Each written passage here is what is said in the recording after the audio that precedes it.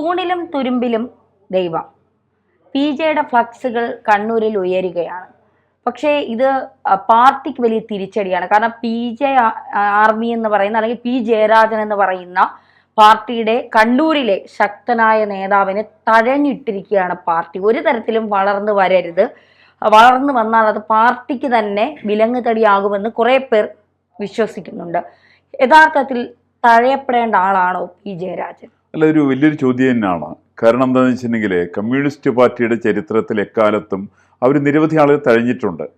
അതിന് ഇപ്പം തഴഞ്ഞുകൊണ്ടിരിക്കുന്ന ഒരാളാണ് പി ജയരാജൻ.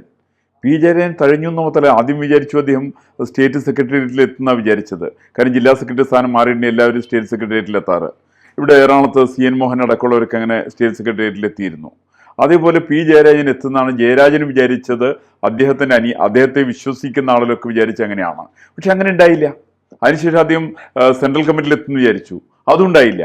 അപ്പൊ ഇത് നമ്മൾ മനസ്സിലാക്കുമ്പോൾ കമ്മ്യൂണിസ്റ്റ് പാർട്ടിയിലെ ഇത്തരം ഒരുപാട് നേതാക്കന്മാർക്കെതിരായിട്ട് ബോധപൂർവമായിട്ട് നടപടിയെടുക്കുന്നുണ്ട്. അത് ഇന്ന് മാത്രമല്ല, അതിന് ഒരുപാട് കാലത്ത് പഴക്കമുണ്ട്. ഇപ്പൊ ചെയ്തുകൊണ്ടിരിക്കുന്ന മറ്റൊരാൾ G. സുധാകരനാണ്.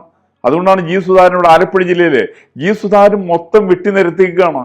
G. സുധാകരൻ എനിക്ക് വേണ്ടി ഇപ്പൊ ലോക്കൽ കമ്മിറ്റിയിലും കണ്ട അവിടെ നിന്ന് ബ്രാഞ്ച് കമ്മിറ്റിയിലാണോന്ന് അറിഞ്ഞൂടാ, ഏതൊരു കമ്മിറ്റിയിലാണ് പുള്ളിയുടെ.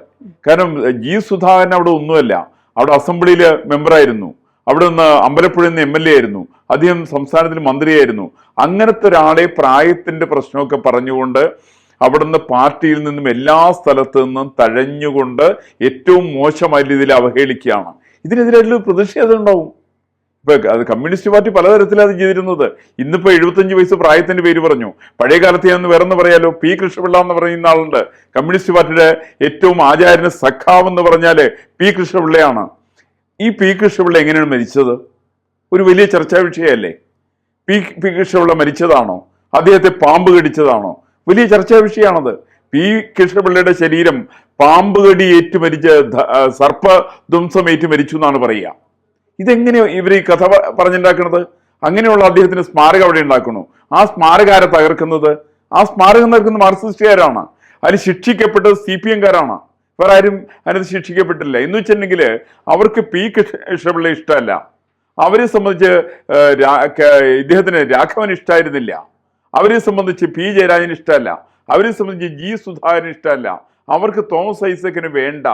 അങ്ങനെ നിരവധി ആളുകൾ കമ്മ്യൂണിസ്റ്റ് പാർട്ടിക്ക് ഒരു കാലഘട്ടത്തിൽ ജീവനും രക്തവും എല്ലാം കൊടുത്തിട്ടുള്ള നിരവധി ആളുകളെ പാർട്ടി വേണ്ടാന്ന് വയ്ക്കുന്നു. ഇതൊരു വലിയൊരു പ്രശ്നമല്ലേ? ഇപ്പൊ കണ്ണൂരിനെ സംബന്ധിച്ച് 3 ജയരാജന്മാരെന്നാണ് നേരത്തെ പറഞ്ഞുകൊണ്ടിരുന്നത്. P. ജയരാജനും MV ജയരാജനും EP Jayarajan 3 ജയരാജന്മാരാണ്. ഈ 3 ജയരാജന്മാരിലായി MV ജയരാജൻ ഒഴിച്ചുള്ള ബാക്കി 2 പേരുടെ അവസ്ഥ, EP ജയരാജന്റെ ഒക്കെ നിപ്പം അടപ്പക്കേണ്ട ദയനീയമാണ്.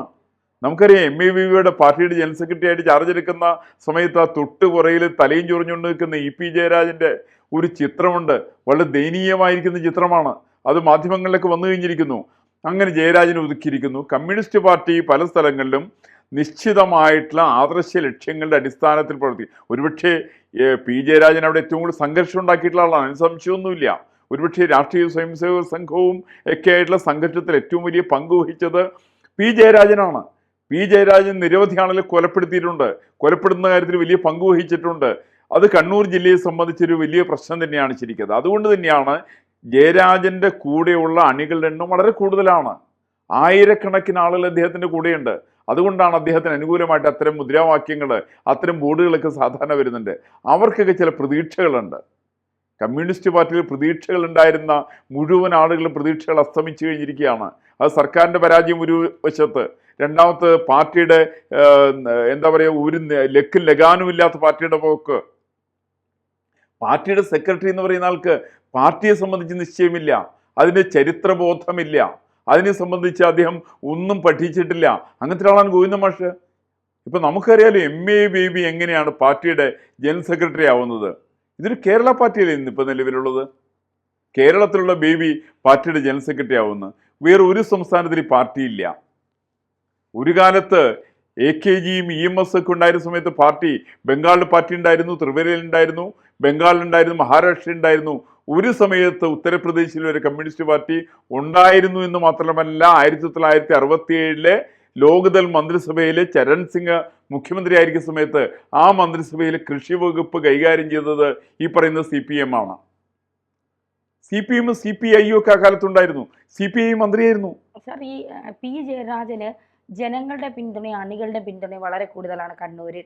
ഒരു സംശയമില്ല. അതുപോലെയല്ലേ ഈ VS അച്യുതാനന്ദനും? അതെ, അദ്ദേഹത്തെ ഒതുക്കിയതല്ലേ? VS അച്യുതാനന്ദനെ സംബന്ധിച്ച് ഒതുക്കിയതാണെന്ന് വേണമെങ്കിൽ പറയാം ഒരു പരിധിവരെ. പിന്നെ പ്രായത്തിന്റെ പ്രശ്നമുണ്ട്.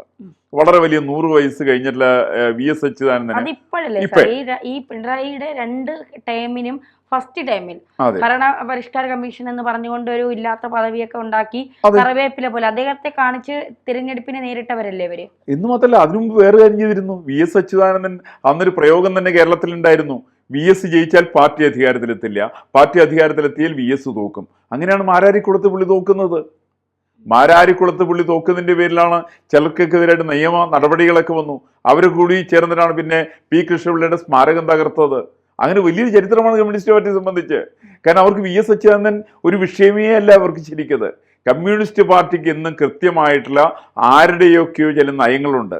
അത് പുന്നപ്ര വയലാറിന്റെ സമരത്തിന്റെ കാലഘട്ടം തുടങ്ങിയിട്ട് എങ്ങനെയാണ്? ഒരു ചതിയുടെ ചരിത്രമാണ് കമ്മ്യൂണിസ്റ്റ് പാർട്ടിയുടേത്. ഈ പാർട്ടിയിൽ വിശ്വസിക്കപ്പെട്ടവരെല്ലാവരും ചതിക്കപ്പെട്ടിട്ടുണ്ട്. പുന്നപ്രയിലെ സമരത്തിന്റെ കഥ എങ്ങനെയല്ലേ? പുന്നപ്രയിലെ ആളുകളെ സമരത്തിന് പറഞ്ഞയക്കുന്നു. എന്നിട്ട് TV തോമസ് ആയിരുന്നു അന്ന് ആ കഞ്ഞിവീഴ്ത്ത് കേന്ദ്രത്തിന്റെ നായകനായിട്ടുള്ള ആള്. അതിന് കമ്മ്യൂൺ എന്നൊക്കെയാ അന്ന് പേര് കൊടുത്തിരുന്നത്. അങ്ങനെ ഒരു ആളുകളുടെ കൂട്ടമൊക്കെ ഉണ്ടാക്കും. അതിനുശേഷം പുന്നപ്രയിലേക്ക് പോലീസ് സ്റ്റേഷനിലേക്ക് മാർച്ച് നടത്തുന്ന സമയത്ത് TV തോമസ് എന്ന് പറയുന്ന അന്നത്തെ കമ്മ്യൂണിസ്റ്റ് നേതാവ് അവിടെ റിസോർട്ടിലിരുന്നു കൊണ്ട്, കായലോരത്ത് റിസോർട്ടിലിരുന്നു കൊണ്ട് ആ സമയത്ത് കമ്മീഷണറായിട്ട് ചർച്ച നടത്തുകയാണ്. പാവപ്പെട്ടവനൊക്കെ അവിടെ പുന്നപ്രയിൽ പോയിട്ട് പോലീസ് സ്റ്റേഷൻ ആക്രമിച്ച് അവിടെ പിടഞ്ഞു വീണ് മരിച്ച സമയത്ത് നേതാവായിരിക്കുന്ന TV തോമസ് ചെയ്ത ഈ പാതകമാണ്. അതിനെക്കുറിച്ച് പലരും പുസ്തകങ്ങൾ പരാമർശിച്ചിട്ടുണ്ട്. D സൂദന്റെ പുസ്തകത്തിൽ പറഞ്ഞിട്ടുണ്ട്. അതിനെക്കുറിച്ചിട്ട് KC ജോർജിനെ കുറിച്ച് പറഞ്ഞിട്ടുണ്ട്. EMS അവിടെ എന്താ ചെയ്തേ? അതേ പുന്നപ്രയിൽ പിറ്റേ ദിവസം യോഗക്ഷേമ സഭയുടെ യോഗത്തിൽ പ്രസംഗിച്ചത് സാക്ഷാൽ EM ശങ്കരൻ നമ്പൂതിരിപ്പാടാണ്. കേരളം കണ്ട ഏറ്റവും ചതിയനായിട്ടുള്ള രാഷ്ട്രീയ നേതാവ്. അവിടെ നിരവധി ആളുകൾ, 28 പേരെയാണ് കൊലയ്ക്ക് കൊടുത്തത്. ആ കൊലയ്ക്ക് കൊടുത്തിട്ടാണ് അദ്ദേഹം അവിടെ പിറ്റേ ദിവസം അവിടെ വന്നിരുന്നിട്ട് യോഗക്ഷേമ സഭയുടെ യോഗത്തിൽ നമ്പൂതിരിയെ മനുഷ്യനാക്കാനായിട്ടുള്ള ചർച്ച നടത്തുന്ന ആ സമയത്താണ്. ഇത് കമ്മ്യൂണിസ്റ്റ് പാർട്ടിയിൽ പതിവാണപ്പ. കമ്മ്യൂണിസ്റ്റ് പാർട്ടിയിൽ എക്കാലത്തും ഇത്തരം ചതികൾ പതിവാണ്. ഇതിപ്പോ പിണറായി വിജയൻ P ജയരാജനെ ചതിച്ചു എന്നങ്ങ് വിചാരിച്ചാൽ മതി. ഈ ചതിക്കകത്ത് P ജയരാജൻ ആകെപ്പെടെ ഒന്ന് മനസ്സിലാക്കേണ്ട വസ്തുത, ഈ കൊടുത്ത കൊല്ലത്തും കിട്ടുന്നുള്ള ചൊല്ലുണ്ട്.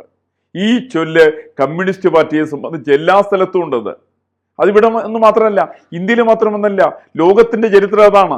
P കേശവദേവ് എഴുതിയിരിക്കുന്ന കമ്മ്യൂണിസ്റ്റ് വധയന്ത്രം എന്ന് പറയുന്ന പുസ്തകത്തില് സ്റ്റാലിനെ കുറിച്ച് പറയുന്നുണ്ട്. ആ സ്റ്റാലിൻ ചെയ്ത് മുഴുവൻ എങ്ങനെയാണ്? സ്റ്റാലിൻ ഒരു സ്വന്തമായിട്ട് ഭരണഘടന ഉണ്ടാക്കാൻ വേണ്ടി തീരുമാനിച്ചു. അതിനകത്ത് 21 അംഗ കമ്മിറ്റി ഉണ്ടാക്കി. ആ ഭരണഘടന ഉണ്ടാക്കി കഴിഞ്ഞിട്ട് അവരെ കൂടി ചെയ്യുന്നിട്ട് അദ്ദേഹത്തിന് മുമ്പിൽ കൊണ്ടുപോയിട്ട് ഭരണഘടന കൊടുത്തു. അദ്ദേഹം അതൊക്കെ നോക്കിയിട്ട് എല്ലാം പരിശോധിച്ചതിന് ശേഷം ശരിയെന്ന് പറഞ്ഞു. എന്നാൽ എല്ലാവരും പോകുകയില്ലെന്ന് ചോദിച്ചു. ആ പോണ പോക്കിലാണ് 15 പേരെയും അതിനകത്തുള്ളവരെ സ്റ്റാലിൻ അതിക്രൂരമായിട്ട് രീതിയിൽ കൊലപ്പെടുത്തി. ഇത് ചരിത്രത്തിന്റെ ഭാഗമാണ്. അങ്ങനെ അതിക്രൂരനായിട്ടുള്ള സ്റ്റാലിന്റെ പങ്കാളികളായ, സ്റ്റാലിന്റെ താവഴിപ്പെട്ടവരാണ് കേരളത്തിലെ കമ്മ്യൂണിസ്റ്റുകൾ. ഇന്ത്യയിലെ കമ്മ്യൂണിസ്റ്റുകൾ അതിന് താവഴിപ്പെട്ടവരാണ്. അതുകൊണ്ട് അവർ VS അച്യുതാനന്ദനെ അവര് വകവരുത്തും, അവർ P ജയരാജനെ വരുത്തും, MV രാഘവനെ വകവരുത്തും. അവര് സകലരെ, G സുധാകരന്റെ ഒക്കെ കാര്യം കട്ടപ്പുകയാണ്. ഒരു രക്ഷയും കിട്ടില്ല. ഒരു കാരണവശാലും G സുധാകരന് കേരള രാഷ്ട്രീയത്തിലേക്ക് മടങ്ങി വരുവാൻ സാധ്യതയില്ല. ജയരാജന്റെ കാര്യം കഴിഞ്ഞു. അത് സംസ്ഥാന കമ്മിറ്റിയിൽ അങ്ങോട്ട് ഒതുങ്ങിപ്പോയെന്ന് ജയരാജൻ വിചാരിച്ചാൽ മതി.